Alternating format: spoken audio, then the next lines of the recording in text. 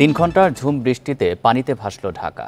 একটানা এই ভারী বর্ষণে তলিয়ে যায় রাজধানীর বেশিরভাগ এলাকা।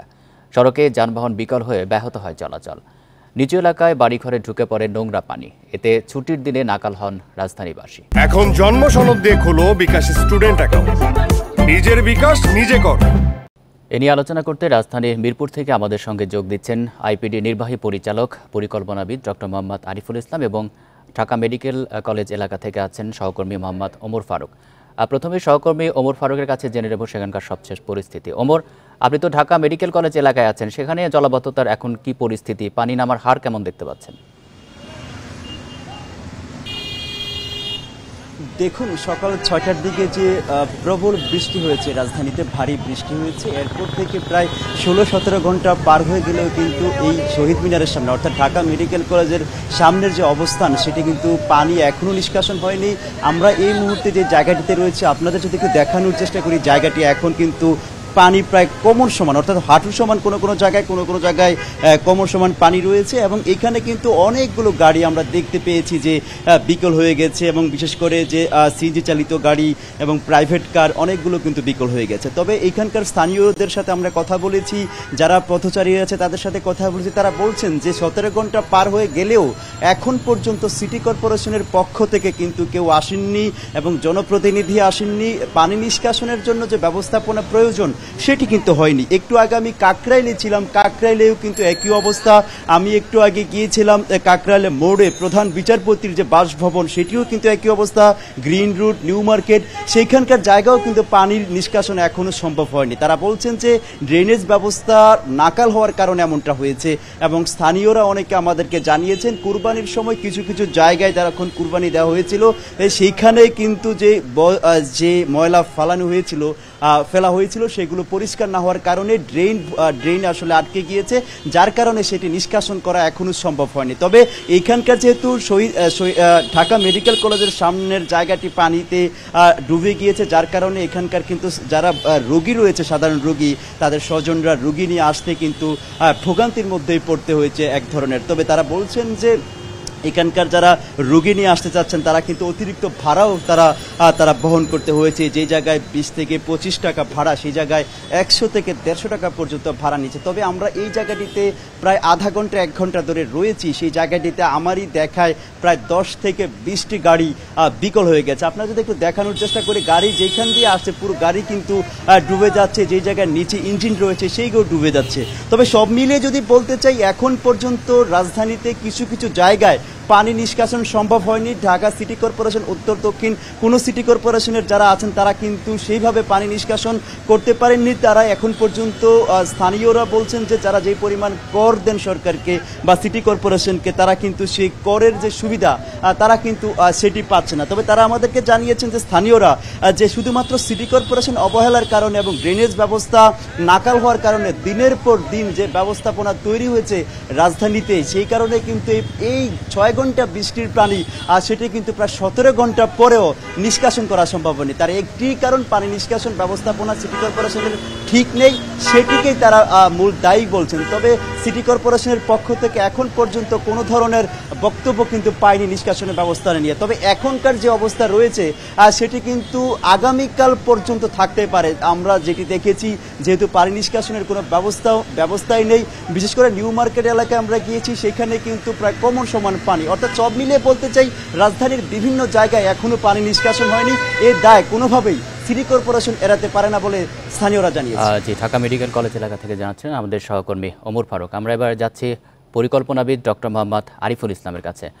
জনাব আরিফুল ইসলাম, আপনাকে স্বাগত জানাচ্ছি ইন্ডিপেন্ডেন্ট সংবাদে। আমাদের সহকর্মী যেমনটি দেখাচ্ছিলেন যে ঢাকা মেডিকেল কলেজ এলাকায় এখনও পানি জমে আছে। শুধু সেখানেই নয়, ঢাকা শহরে এখনও অনেক জায়গাতেই পানি রয়েছে। এই যে বৃষ্টি হলেই ভোগান্তিতে পড়ে নগরবাসী, এ থেকে পরিত্রাণ কেন মিলছে না? গলদটা আসলে কোথায়? প্রথমে আমি যদি কারণটাতে আসি যে এটা হয়েছে কেন, তাহলে হয়তো পরিত্রাণের উপায়টা খোঁজা সহজ হবে। তো আমাদের জনসংখ্যার ঊর্ধ্বগতি রাজধানীতে, বিভিন্ন প্রয়োজনে মানুষ রাজধানীতে আসে, চাকরি, বাসস্থান, চিকিৎসা সেবা, শিক্ষা, বিভিন্ন কারণে জনসংখ্যার যে ঊর্ধ্বগতি ঢাকা শহরে, তো ঢাকা শহরটা সেই জনসংখ্যার চাপ অনেক ক্ষেত্রেই সামাল দিতে পারছে না এবং একই সাথে এই মানুষের ঊর্ধ্বগতির কারণে তৈরি হচ্ছে রাস্তাঘাট, বিভিন্ন বাসস্থান, এবং এই বাসস্থানগুলো তৈরি হচ্ছে বেশিরভাগ ক্ষেত্রে যেই জায়গাগুলা কম খরচে মিলে সেরকম জায়গা, যেমন জলাভূমি ভরাট করে খালের ধারে এই ধরনের অবৈধ স্থাপনা বা শহরের যে এনক্রোচমেন্ট বিভিন্ন জায়গায় যেখানে করা উচিত না সেই জায়গায় করার কারণে আমরা আমাদের ন্যাচারাল ড্রেনেজ সিস্টেমটাকে নষ্ট করে দিয়েছি। আমাদের ঢাকা শহরের চারপাশে 4টি নদী আছে, ধলেশ্বরী, তুরাগ, বুড়িগঙ্গা, বালু। কিন্তু এই নদীগুলো পর্যন্ত যদি আমরা শহরে যে বৃষ্টির পানি সেগুলো প্রবাহিত করতে পারতাম তাহলে জলাবদ্ধতাটা হতো না। একই সাথে শহরের বিভিন্ন স্থানে যেই জলাশয়গুলো ছিল সেগুলাও ক্রমান্বয়ে ভরাট হয়েছে। আমরা যদি ডাটা দেখি তাহলে ঢাকা শহরের প্রায় 70% জলাশয় যেগুলা স্বাধীন দেশের রাজধানী হওয়ার পরে যে জলাশয় ঢাকা শহরে ছিল তার 70%ই দখল হয়ে গিয়েছে, বিভিন্ন গবেষণা থেকে উঠে এসেছে। তো এই জলাশয়গুলো যদি দখল হয়ে থাকে তখন এই পানিটা যাবে কোথায়? এই আমাদের যেই আর্টিফিশিয়াল ড্রেনেজ সিস্টেম, আমরা যেই ড্রেন বা বক্স কালভার্টের মাধ্যমে যে ড্রেনেজ সিস্টেম চালু করেছি সেটা আমাদের শহরকে সাপোর্ট করতে পারছে না, কারণ এটা ইন্টিগ্রেটেড ড্রেনেজ সিস্টেম হয়নি এবং পানিটা তার গন্তব্যে পৌঁছাতে পারছে না, যার কারণে জলাবদ্ধতা তৈরি হচ্ছে। এর সাথে হচ্ছে আমাদের যে বর্জ্য ব্যবস্থাপনার দুর্বলতা, সেটা আমাদের যতটুকু ব্যবস্থাপনা ছিল সেটাকেও বাধাগ্রস্ত করছে। পানিটা আটকে যাচ্ছে বিভিন্ন পলিথিন বা আমাদের ফেলা ময়লা, ফলমূল খেয়ে আমরা যেই উচ্ছিষ্টটা ফেলে রাখি রাস্তায় সেই কারণে, এবং বর্জ্য অপসারণের দুর্বলতার কারণেও এমন তৈরি হয়। তাহলে এর থেকে পরিত্রাণের উপায় কোথায়? আপনি বেশ কিছু সমস্যার কথা বলছিলেন, কিন্তু এগুলোর বিষয়ে তো সিটি কর্পোরেশন থেকে নানা সময় নানা ব্যবস্থা নেওয়া হয়, তারপরে এগুলো করা যাচ্ছে না।